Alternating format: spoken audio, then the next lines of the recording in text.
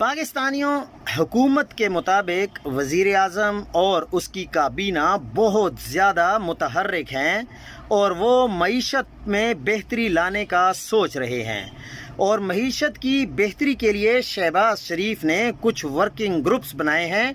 ان میں سے ایک ورکنگ گروپ انڈسٹریلز کا ہے، یعنی جو انڈسٹریلسٹس ہیں، جن کی بڑی بڑی انڈسٹریز ہیں، جو کاروبار کو سمجھتے ہیں، جو ملک میں بہتری لا سکتے ہیں، ان کا ایک گروپ بنایا گیا ہے۔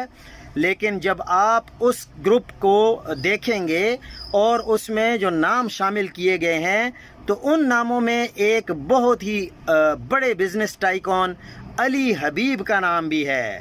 لیکن مسئلہ یہ ہے کہ علی حبیب صاحب 3 سال پہلے ہی فوت ہو چکا ہے۔ اس سے آپ اندازہ لگا سکتے ہیں کہ پاکستان کی معیشت کی بہتری اور اکانومی کو کس طریقے سے چلایا جا رہا ہے، اور وزیر اعظم صاحب کس قسم کی محنت کر رہے ہیں، کیسے یہ انڈسٹری ٹھیک ہوگی، کیسے پاکستان ترقی کرے گا کہ ایک 3 سال پہلے فوت ہوا شخص آپ ورکنگ گروپ میں شامل کر رہے ہیں۔